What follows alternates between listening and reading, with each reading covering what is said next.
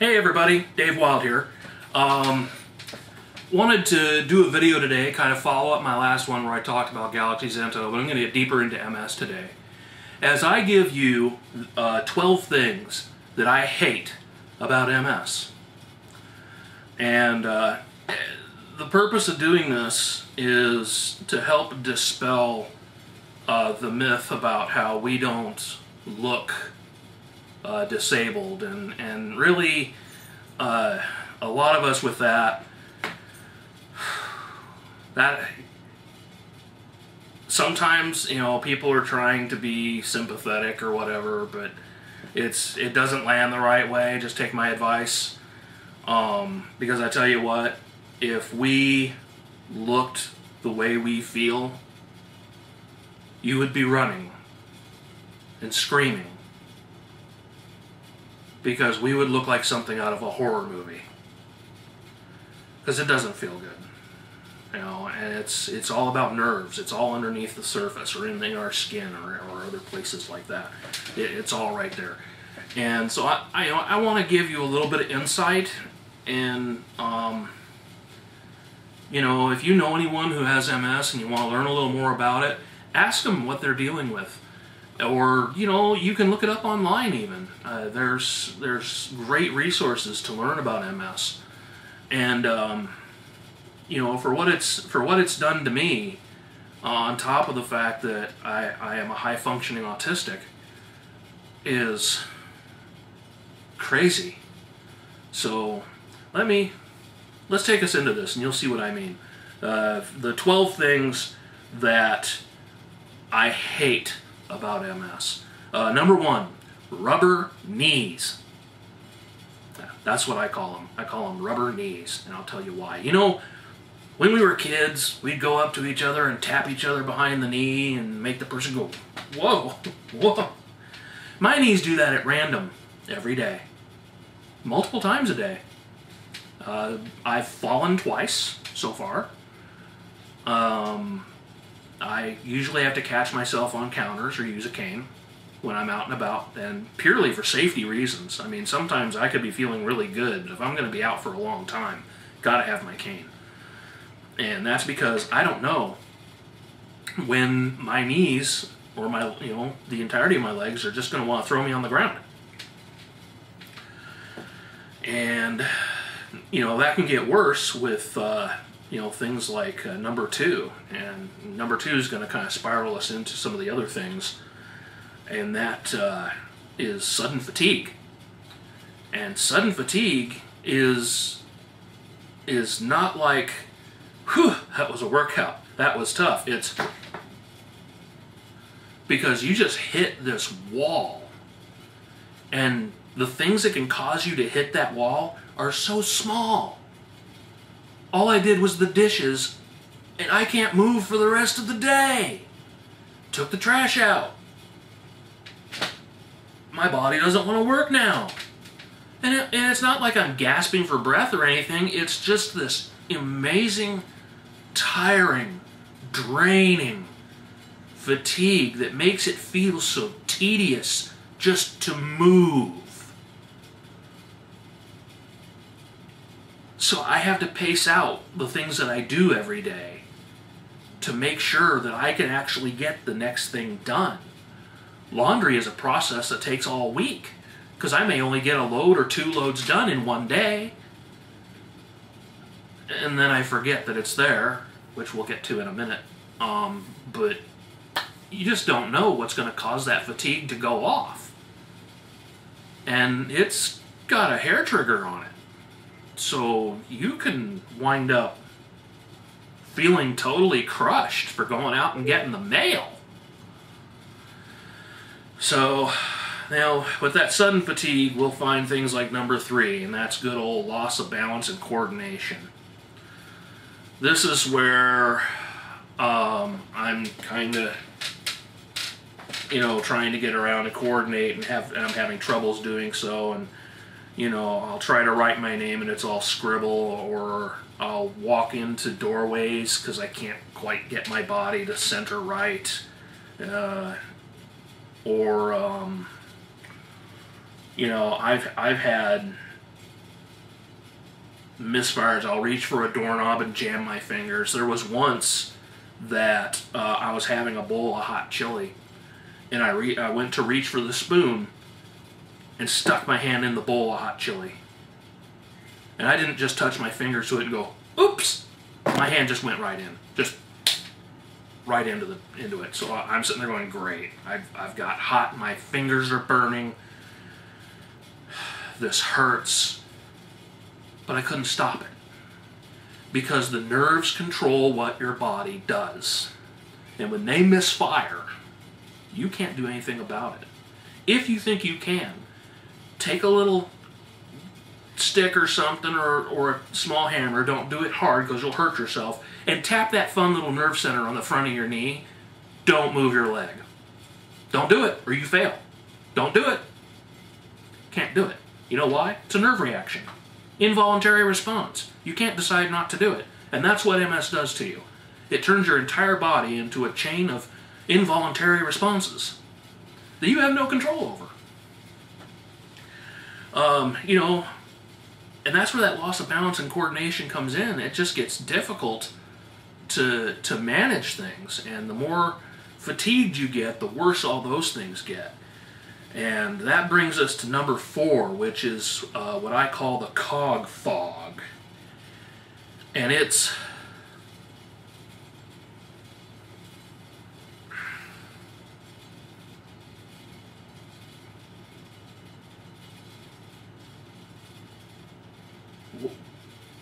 just like that.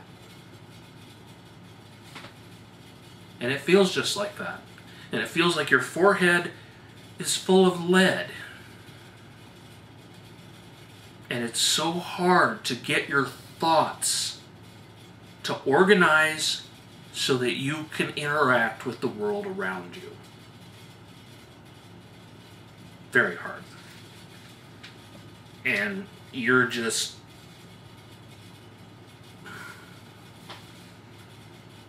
you're out of it. And sometimes that can show on the surface. And like I said, the more fatigued you get, the more you wipe yourself out. If you're stubborn like I am, it can hit pretty hard. And you have to go recharge for a few hours. And for some people, it's a couple of days. You never know what it's going to do to you.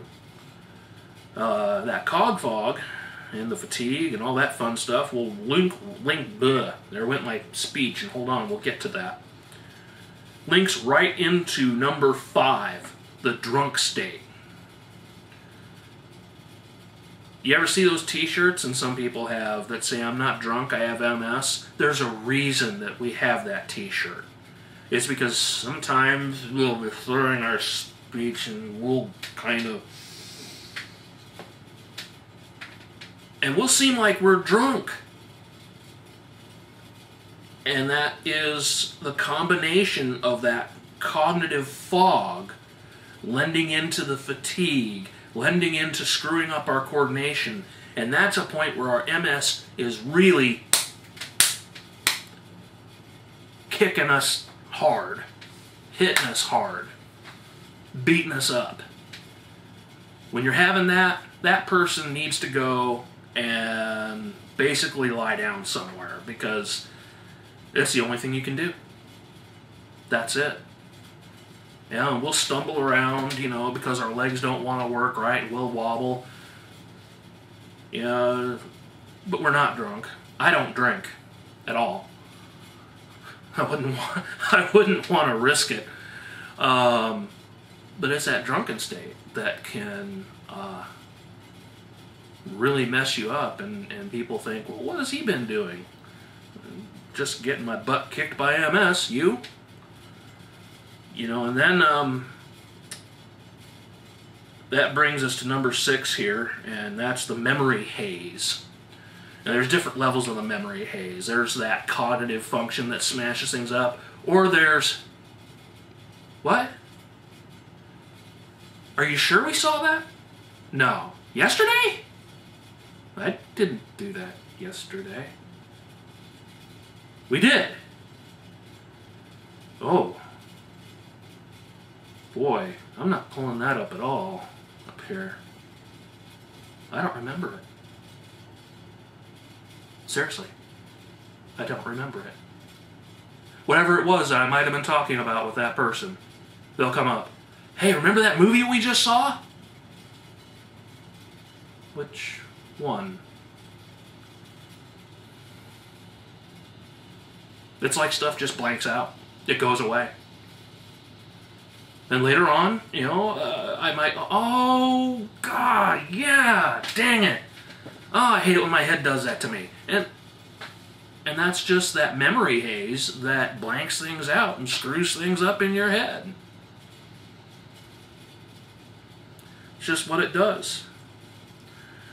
Number 7, tremors. I wish I could show you what a calm hand looks like. Can't. Not today. I've actually had some MS acting up today. And, you know, you can see some of it like here with these fingers especially. And it can make it really hard. But, you know, I don't just have little tremors here. I have entire full body jerks. My head will jerk in different directions. My shoulders will do that once in a while. My legs will kick. There was one morning, it was a long time ago, but I woke up with my arm jerked out and punched out a lamp that was right next to the bedside. Just constant weird tremors. And they happen at random. I never really know. You know, they're worse if you're at rest for some reason. But there's times where I'll be walking around and my head will just do this while I'm talking to people. And I'm pretty well used to it. And people don't say anything about it. They're pretty cool about it. But that's why it happens. It's because all the nerves are screwed up. And that's what MS does. It messes up your nerves. And when your nerves are messed up, anything can happen. Speaking of those tremors, let's take a look at number 8.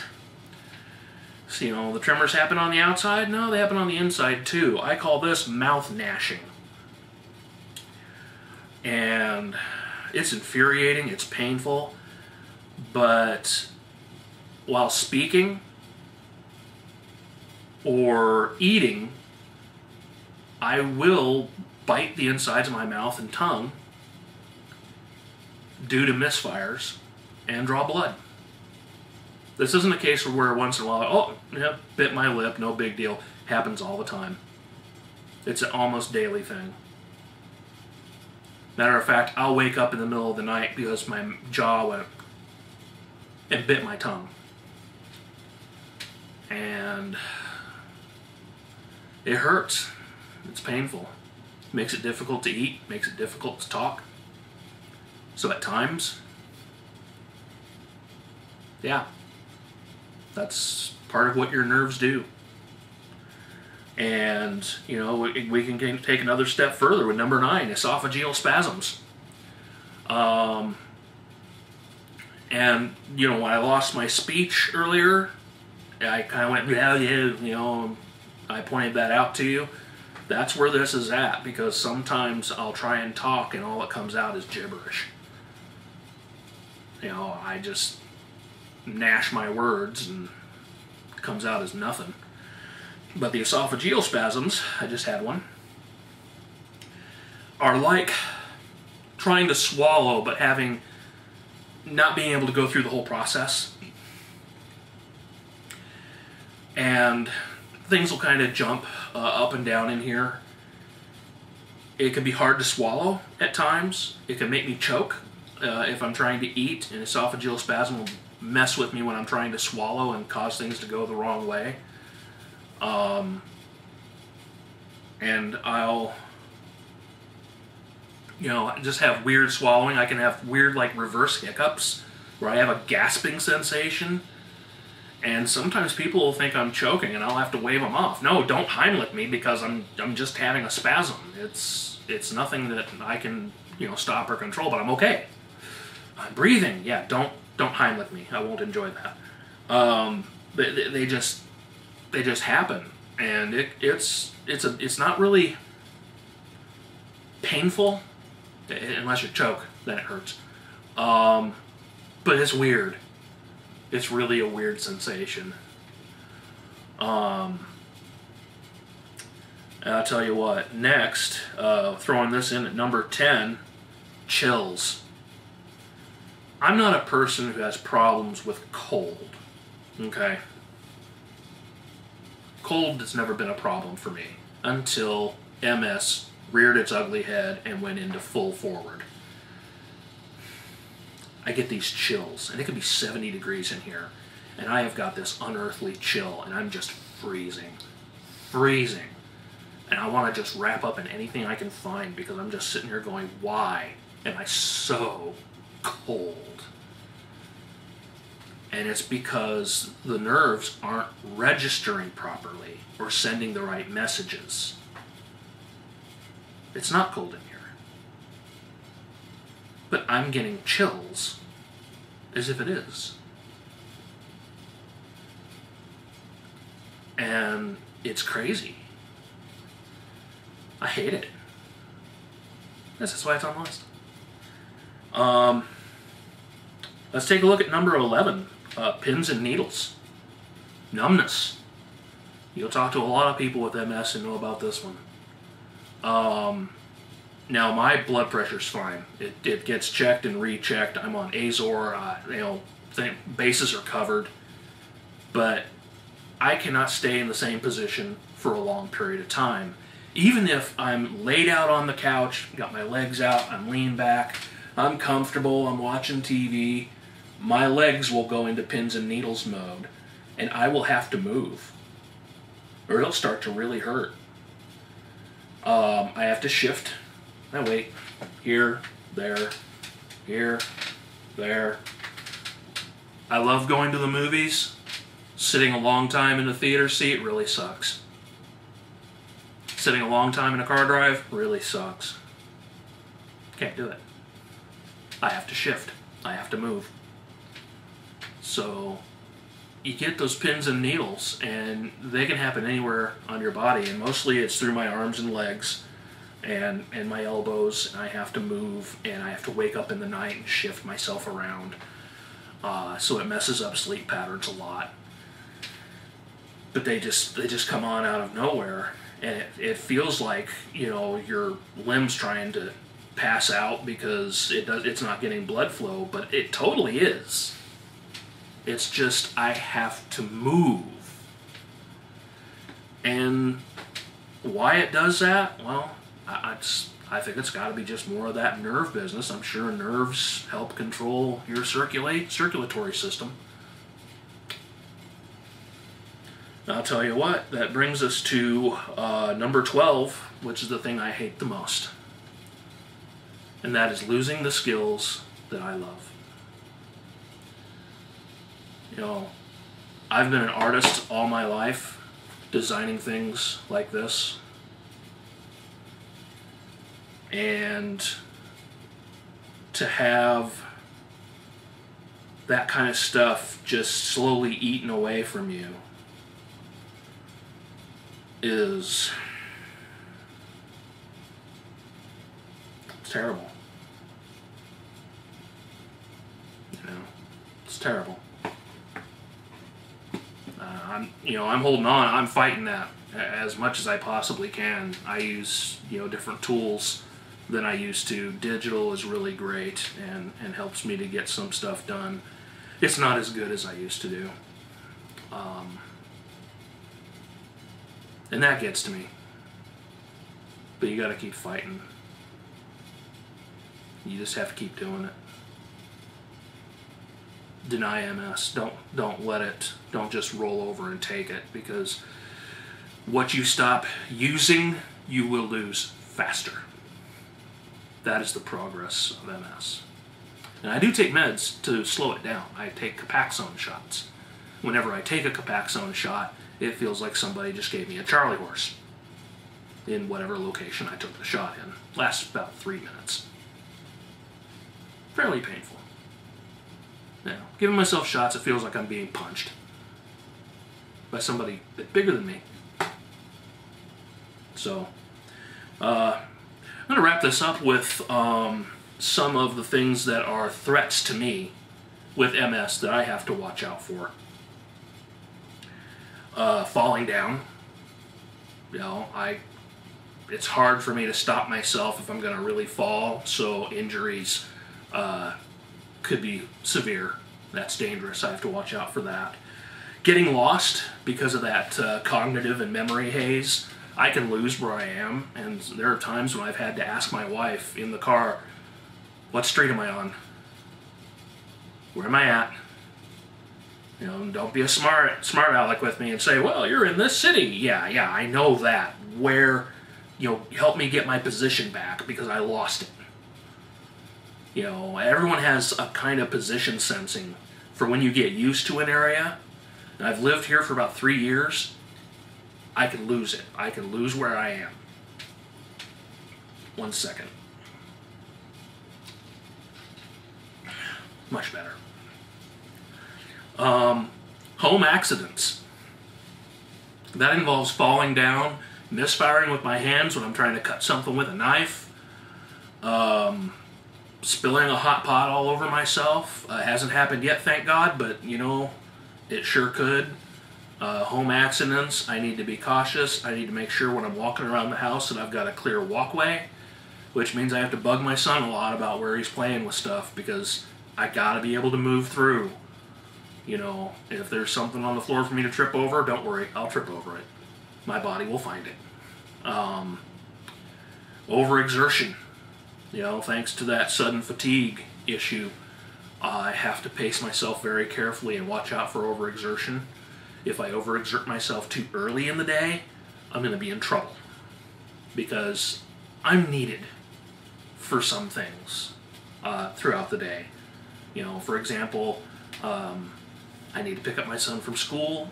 I pick up my wife from work. Yes, there are emergency possibilities where someone could possibly step in and help me. But I still have to watch out for that. I mean, if I want to keep functioning, I have to be careful.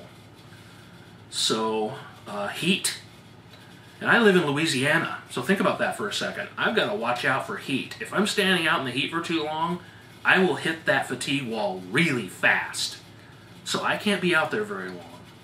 I've got to be around air conditioning. Heat is one of my worst enemies. And I'll just start to shut down. And I don't even have to do anything. Just stand there. You know, talking to a friend or something and be out in the heat. I did that the other day, and as soon as I came home, I was done. For like 3 hours, I was out.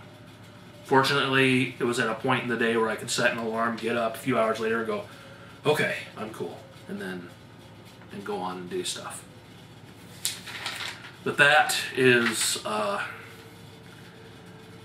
that's the list. That's what it feels like to have MS. And, you know, hopefully that tells you that, you know, while you don't see the storm, it's definitely raging under the surface. It is very serious. It's a serious thing. So I hope that this video has been found as somewhat educational, if not maybe slightly entertaining. I don't know. Sometimes entertaining helps you remember. But, you know, if you have MS, you're not alone. And you don't have to think you're alone. There's a lot of us out here. So, there's one for MS education. I hope you all have a great day. We'll see you next time.